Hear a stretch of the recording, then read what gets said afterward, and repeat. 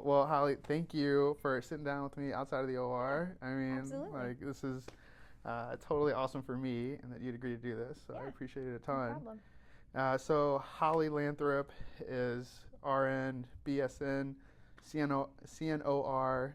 You are the Orthopedic Spine Senior Resource Nurse. You've been a Right. nurse for almost 15 years. Almost 15. So, and she is, so I think that a lot of surgeons know that behind the scenes there are usually the king and queens of the OR, and Holly is definitely one of them for Oh gosh. sure, 100%. So that's why it's even more exciting for me to sit down with you even outside of the OR and just Well, kind of thank talk a you. bit about how you became Holly. So yeah, no, that's great.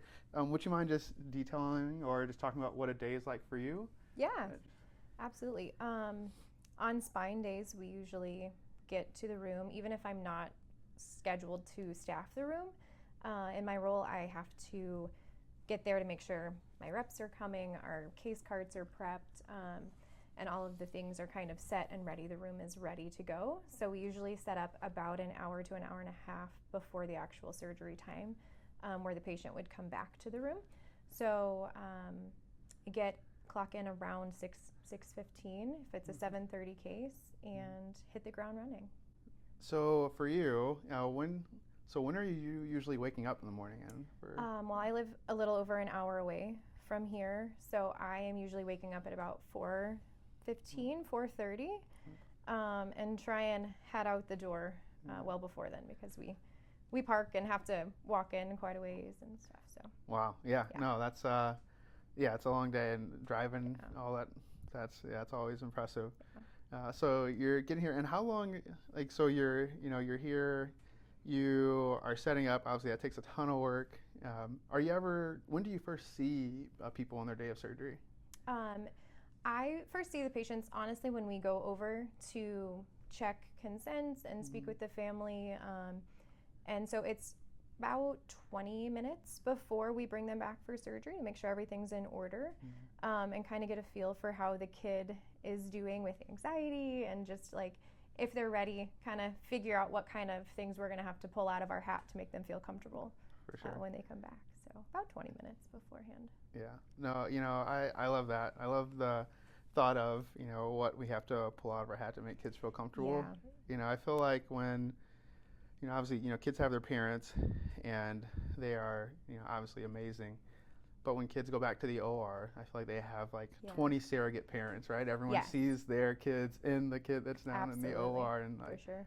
that's what I love about a pediatric hospital is that everyone can too. really just Me see too, that in yeah. the kids that come back. It's that's always so Yeah, impressive. every kid is so totally different, and you just kind of meet them wherever they're at Yeah. the best you can, and kind of go off of whatever they're giving you. So Yeah, no, that's so neat. And how much time do you think it takes, or how long are you usually preparing for a case? Because I mean, we are usually communicating weeks, sometimes months in advance, depending yeah, on the complexity of the yeah, case. truly. Oh, The more complex, obviously, the longer that it's going to take us to plan it. for sure. I finalize my plans a little over a week out generally. Yeah. Reaching out to the reps at that point, making sure that they know what systems we want to use, making sure that radiology is involved if we want to use navigation. Yeah. Sometimes reaching out to pharmacy if there's any specific medications that we need.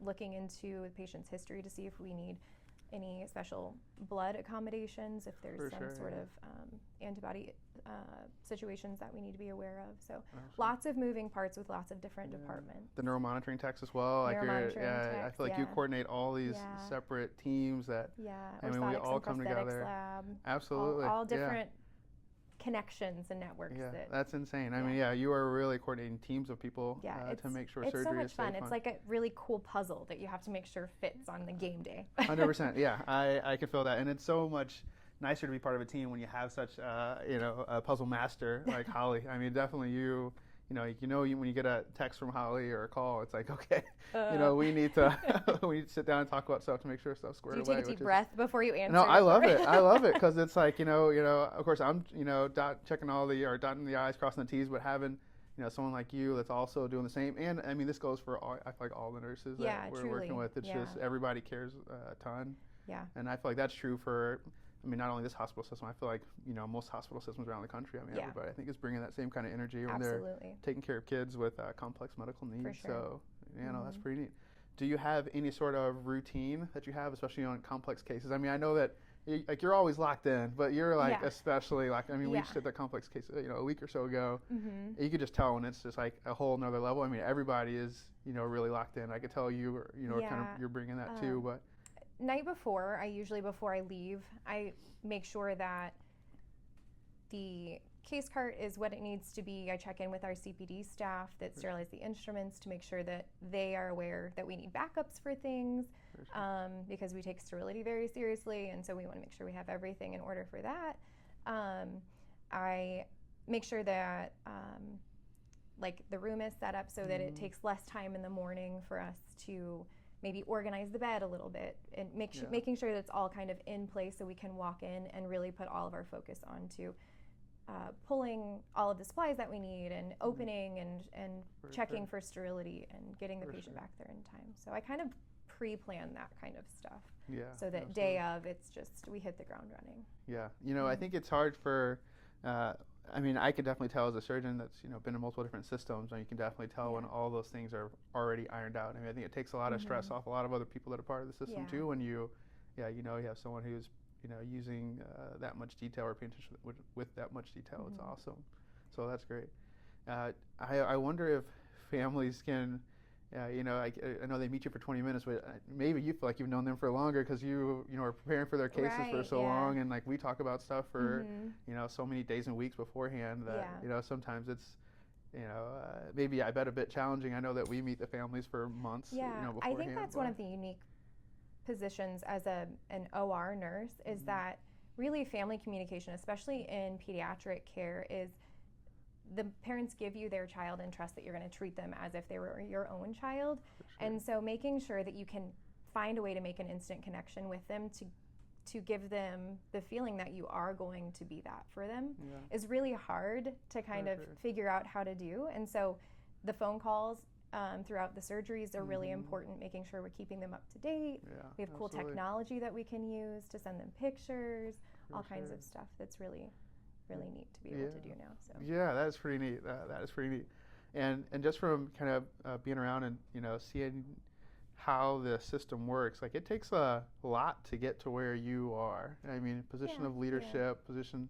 Like, can you walk me through that? What was the maybe like taking back to the beginning of Holly? Like, when did you decide to go down the nursing road, and then? Sure. I feel like I've always been kind of a driven person. High school, I thought I wanted to be a lawyer. I thought that's what I wanted to do. And I'm from a small town, and I was like, I don't know. The closer graduation came, I was like, I don't know.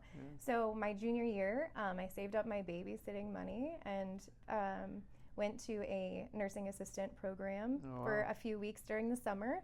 I worked in nursing homes throughout high school. Cool. I worked at assisted livings. I worked as a respite worker for kids with autism. I did all kinds of fun stuff to kind of see what I wanted to do. And then kind of throughout nursing school did the same thing. Once I kind of put my toe into the medical field, I was like, oh, I think I found what I like. So then in high school, you went to SIUE, right? And then did you know you wanted to do nursing at that point? Like, was that your major to start off, or when did you commit to? First went to SIU Carbondale.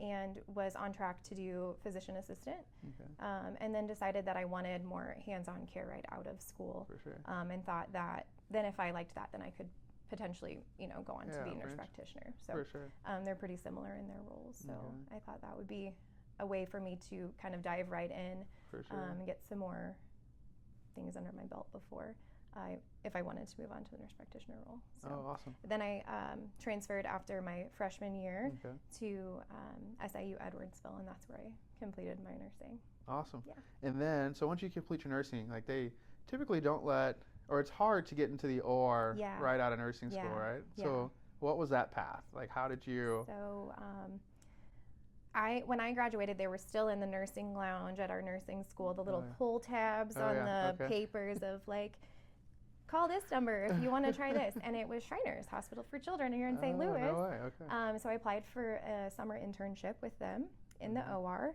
Oh, it was nice. it was a paid internship. Okay. It was awesome. I learned to scrub and circulate for 3 months. Okay. With some wonderful nurses that treated me just like I was their own, and I learned so much. And I got to learn under all of the awesome WashU physicians that we work with today. Oh, sweet. So once I did that, I was like, okay, this is definitely maybe where I want to go. Oh, cool. I also did some post-op orthopedic work. I had an internship a year after that to try and do that on a Christmas break to see if I liked something different, like floor work. But I think the OR was my home from the very beginning. Oh, Yeah. neat. Okay. Yeah, you're right at home. I could see Yeah. that. I could see that. So having the internship kind of gave me a little foot in the door. Okay. It was experience. Okay. Okay. So that's how you got the It was experience, just and then enough experience for them Oh, to be neat. like, okay, she's not a new grad. Oh, cool. Okay. So, So yeah. then that kind of opened the doors to, starting in the OR, and then Yeah. how about the path towards leadership? Because that's there's only one Holly Lanthrip, right? I mean, that's like that's awesome to see. And then Yeah. before you, Tina was in that I role. think But Tina blazed the trail mhm. and kind of prepared me and gave me confidence to know that I could do the role that she had done in the past. She was an awesome risk taker, of sure. course, leaving Children's and going to New York, Yeah, and just absolutely. showed me that it's okay to like put yourself out there. And For sure. I think it's always been kind of a passion of mine. I've always loved education. I've always thought I would become a nurse educator, honestly. For sure. And I think it's a unique role that you can still scrub, do the things that you love to do in that aspect, but then I can teach and kind of do that part too. Neat. Yeah. No, I love that. And then how about I feel like I see you. Not only when we have complex spines, but also see you on call. What's the call? What's the call? Responsibilities like for you? Yeah, I do have the opportunity as a resource nurse not to take call. I like it. Yeah. I like staying I like the adrenaline rush of it kind of too, for more of our complex cases and traumas that come in. But call for us looks like every 6 weeks we have a call period, and we take 7 days in a row.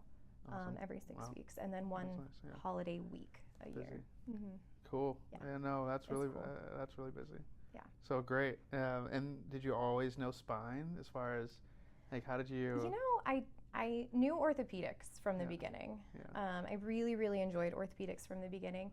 And then Tina approached me after I had gone through my ortho orientation at the very beginning of my career, and I was a few months in, and she said, hey, we're a little picky and choosy about the people that we Yeah. invite in. Would you be interested in just scrubbing and seeing how you like it? And it was like, well, this is awesome. Yeah, So, well, that's yeah, open. I guess we no should turning explain back. Tina too. We both know Tina, Yeah. but Tina was a previous spine resource nurse, right? Yeah. And definitely was here for decades. It Yeah. had to have been Yeah. decades, and was part of this department, this division, as they were revolutionizing spine surgery and on the forefront of Yeah. a lot of new spine techniques. So, I mean, I think the team then was great. I think obviously our team now, we're doing quite a bit. Yeah. But Holly, I think, has definitely kept that momentum, from the nursing side, which is awesome to see Yeah. and be a part of. And yeah, definitely, I think you can. As I saw the tail end of Tina, before she Yeah. transitioned, I could definitely see a lot of Tina in you, which is great. Yeah, So- I try to model myself after her as much as I can, because That's neat. she's an outstanding person, and Totally. yeah, Totally. it's a great person to be compared to. No. I adore her. So. Yeah. No, that's great.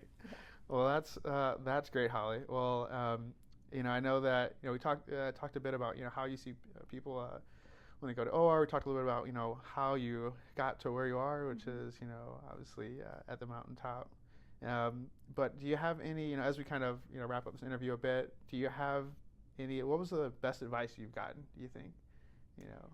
I think probably to try and learn something from everyone you meet. It doesn't Mhm. matter where they're at or what their position is or their title is, just to Okay. try and learn something from everyone, whether it be a housekeeper that you work with on the daily basis or the chief of the hospital. Just try and Yeah. pick something up small from everyone, and try and incorporate it. Love that. Yeah. Cool. feel like I'm learning a lot from you from this interview, so there you go. How about that? Well, perfect. Holly, thanks a lot for sitting Yes. down. Obviously, Thank I you love for seeing the asking. OR all the time, and it's just great to have this kind of sit-down chat. Yeah, So absolutely. cool. Thanks, Thank Holly. you. Appreciate it. Absolutely. Yeah.